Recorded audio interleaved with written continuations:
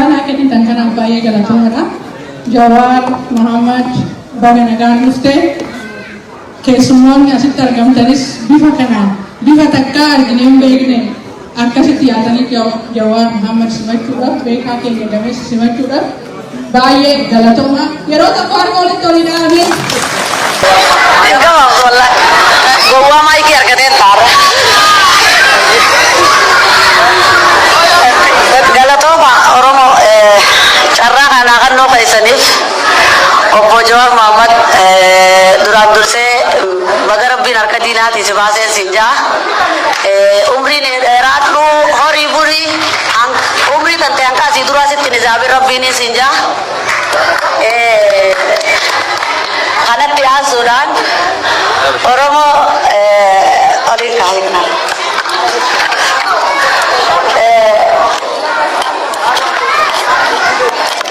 kanat ti asu wani ninja chu barbadu silalatu oguna ka dubbi lalu ilmi toko bali abban toko ilmani sa oguni bibi timatan deme barra dema gobra dor ka inju tunisin tanuma ilman kan kenu rador ke bujan abba wani isarra jiru isini rain dor ka diva mata jolle nama sannutin tukinada umaja abban ilmani tuntanu abba kairo dawan tate bisacha son inni ilman oromo kadangala jurku siagala tefatu tani Jawar kenya qabso oromo da adda durummadan fincila didda gabrummat umo calqabdeedi umra gabrummat minji fatte raante qero fiqarre oromo da miliyoonan itti bobbafte kam wareegame kan qama irrate atilleen injifanno kanan gammadde ogganoota keenya waliin qabattanii alaagaltanii jechuudha yeroo sanitti ati amantummaa isaan bira qabaachuudhaaf kompiitara kan kee kaaka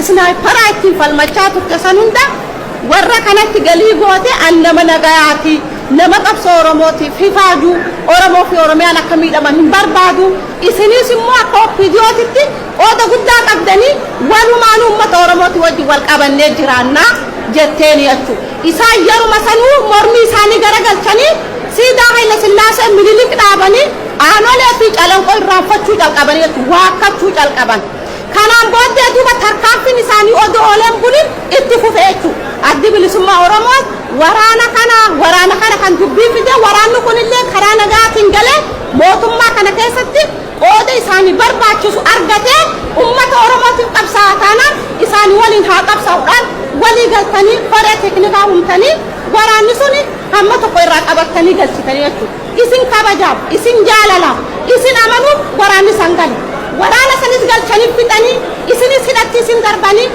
haa caaluu hundeessaa kan nuti akka ijaatitti ilaallu ilma xiqqaa wallistoonni baay'ee isa dura turan garuu inni kan boodarra dhufe kun qaanqee qabsoo oromoo ta'ee mul'ate jechuudha isa kanallee dhabne sillee akka nama dhabeetitti silaallamti dhugaa rabbi amma tarabbiitii as jirta malee ta isaaniiti nutillee abdii kutanne akka sabaattillee abdii kutanneeti yaa rabbi atumaatu nuun fedhe barabaraan Itoophiyaan tun goota keenya hayyuu keenya qaroo keenya nyaachuu kana sumaan nuun fedhe yaa rabbi ati nurraa guutu jennee waan goonu dhabnee qeerroo fi qarree odoo karaa cufan kaan dhumee kan qaama irratti kan gara qabsoo hidhannootti deebi'ee wanni nuti gochuu qabnu hidhannoo jabeessuudha wabiin Jawaarilleen qawwee kana kabajnee hoggana keenya kabajnee hayyoota keenya kabachiisuuf oromoo fi oromiyaa kabajaadhaan alaa galchuuf waraana keenya jabeessuu qabna jennee waraana kana jaarree jechuudha sababii waraana kanaan haa badu haa tolu arra kabajaa argattanii isinilleen karaa nagaa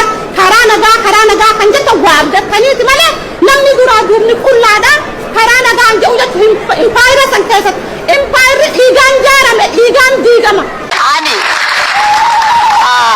akka yaada biyyaatitti waan hin jechuu barbaadu Jawar keenya gaafiidhaan qabamu bohaarsaa osoo ta'e.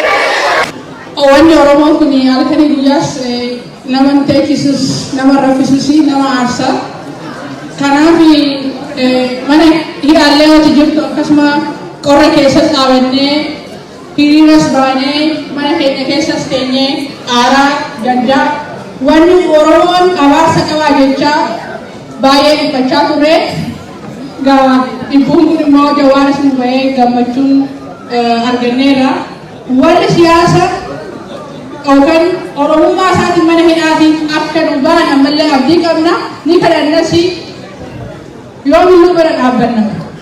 Aansi koo lammataa ijoolleen jiraachuu dadhabdee barattee digirii ishii iskiriiptoo ishii lafa qootee bosonatti galteetti. Kuni biyya jedhamu san keessatti amman beekutti waan takka ta'ee hin beeknedha. Namni baratee hojii hojjechuu hin dandeenye oromummaa isaatiin du'aa jira. Mana hidhaati ba'eerra shanamaa jira. Kana hundaanuma beeknes inuma dhageenyes Jawaar immoo Oromoo First jedhee addunyaatti nu mul'isee baay'ee gammanna. Yoomillee ittiin boonna. Ati boonaadha. Booni Oromoodha. Mataa ol qabadhu. Yoo erganne malee hin ergamnu kana booda. Hin ergamnu. Dhummee dhabamna malee. Karaa nagaa hin beeku nafxanyaan abbaan kan keessa Jawaar akkasuma dhiibamee abdooma isaa keessaa bahee daangatti gali. Odoo guyyaa tokko hin qoflin abbaa kan kee baran na nyaachisee na guddisee baran. Odoo guyyaa tokko gammadee hin qoflin abdooma isaa keessaa baqatee boordaritti galeetti odoo nafxanyaan maqaa hamaanuu arrabsitu saniin dhihee tonkola nyaattee odoo abbaa kan kee arrabsitu. Maaliif deemtee ijoollee kana jaaniin abbaa kan keetiin gandi keenya. Maaliif ijoollee kana magaalaa meeqa dabarsitee achiin barsiiste jennaan akka nuti somaa baloon dubbannu akka nuti harkaan ijoolleen qaban bakka deemnetti irraa qoodanna jala deemaa ijoollee barsiisaa jeen gandaan. Duuba Nuti Oromoodha. Oromoonii fi Oromiyaan dhiiga ilmaan isiidhaatiin ni bilisoomti. Arraas taanaan boruus taanaan nuti Oromoodha. Inuma bilisoom. Diinaaf gadi hin jennu. Abbaan diinaaf gadi hin jennu kana jedhaa jala mura. duuba sirna abbaa kan keetis nyaachuudhaaf rabbiitu guyyaan isaa geenyaa fudhate malee nyaachuuf abbaa kan kee ari'aa bahe. Atillee yeroo akkasumatti itti deemtu yeroo sisi ajjeesuuf deemu sabni Oromoo karaa nagaa wanni karaa nagaa si caalaa namni barbaade hin jiru. Hayilee fidaasiitu seenarraa nu himaatu. Jaarraan abbaa gadaa falmachaa ture karaa nagaa ni dadhabe. Sirni ati namni si keessaa si caalaa Oromoo keessaa sirna kana kabajaan jaalalaan waliin haa jiraannu. Sirni dabre kun sirna gurraachawaa waan waraqaa haaraatti barreessine waliin haa jiraannu jettee fudhachuu hin dandeenye jechuudha isaan. Ni baran isaan dhiiga ilmaan Oromoo dhangalaasu Oromoo salphisu duratti Oromoo gudeedu intala abbaa dura gudeedaa jiran. Ijoollee daa'ima hoggaa shanii fuudhanii billaan qalan abbaa keettu gaara jira jedhanii.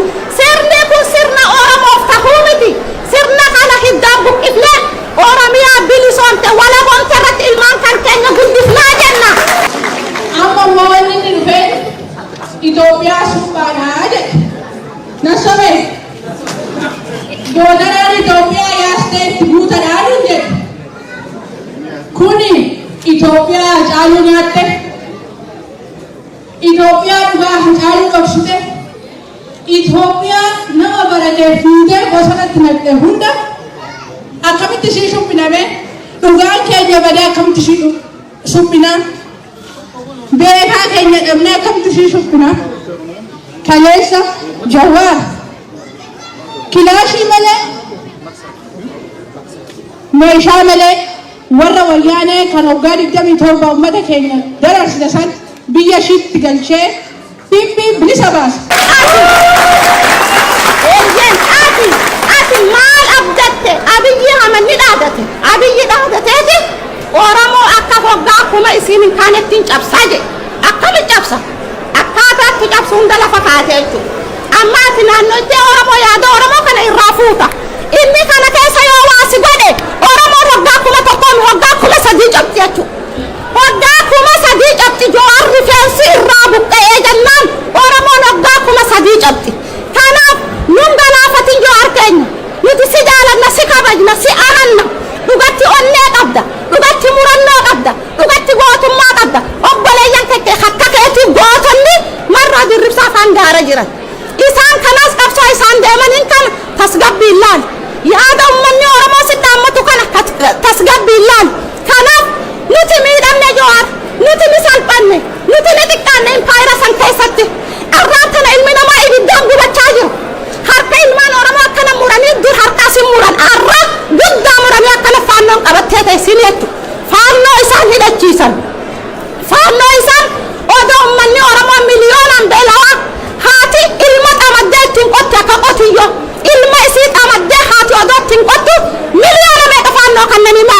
dallachiisanii faannoo sana abbootii gadaa jilbifachiistee rasan guyyaa tokko nama 14 dubartii ulfa abbaa manaa fi haadha manaa barsiistota barattoota jilmaadhaan ilmaan Oromoo sirna duguugaa jiru kana keessatti ati akkamiin nagaa nuuf fidda jawaarteen akkamiin nagaa nuuf fiduu dandeessa kanaaf wanni si dhaammadhu rabbiin si haa gargaaru rabbiin si cinaa haa dhaabbatu kataa'ee si hamatu gufuu haa ta'u ka dhaabbatee si hamatu gubbee haa ta'u kan si hamatu ammoo diina Oromooti malee fira Oromooti miti beekadhu Oromoo si hamatu tasumaa kun jirtu beekadhu siin daagatti Oromoon kanaaf wanni nasiin jedhu tasgabbaa'ii ija tasgabbii qabdullaali ummata Oromoo konkolaataa namaara hallayya kute dhuga bireeka qabee jettee ati bireeka hin qabne namichi bireeka qabuu jechuun ummata Oromoo keessaa waraana san dachaasu mana Oromoo gubuu dhiisu haadha Oromoo qaluu dhiisu bireeka hin qabne namichi itti oofaa jira kanaaf yoo dandeenye hiddaan buqqifnaa yoo dadhabne itti dhabamna lafti lafa seenaa taatee haa haftu saba bilisummaa malee miti hujachuu nuti akkana taanan saniifuu akkis laagartee yoo rabbii keenya biraan taatu diina birraa itti dhoorguu qabanii fi diinni itti ummata Oromoo beekamaa kabajamaa shanyii maayikuurii shanyii dahabaata addunyaan fakkeenya irraa fudhattu tana itti irraa sodaatu godhuudhaaf qeerroodhaa fi qarreedhaa fi dubartoota Oromoodhaatii fi manguddoo Oromoodhaatirra jirtii jechuudha. Har'a immoo akkamitti Itoophiyaa subbaanuun jedha warra sandeemiyaa waan barii jalatti qabaa jedha shufeeriin allayyaatti galaa jira shufeerii sana akkana deebisaa jedha ammas ummatuma Oromoo ajjeesuun nutti deemina qabsoon keenya bara 2018 xalafame diina harka galee dhiiga ummata Oromoo balleesseera qeerroo hedduu balleesseera akkamitti deemnee ishii subbina ammas hin subbinu dhugaa jala hin subbinu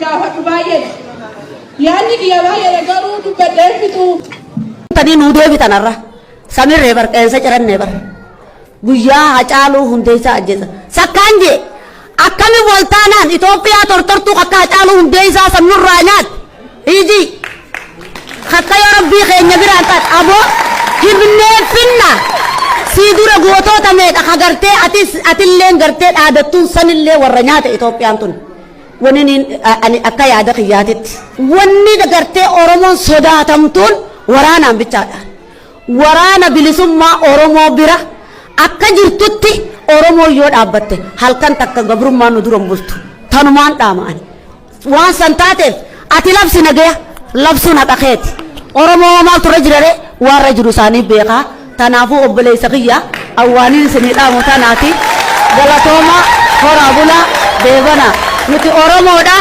Oromoonii fi Oromiyaan dhiiga ilmaan isiidhaatiin ni bilisoomti arraas taanaan boruus taanaan nuti Oromoodha inuma bilisoom diinaaf gad hin jennu abadan diinaaf gad hin jennu kana dhugaa jala muraa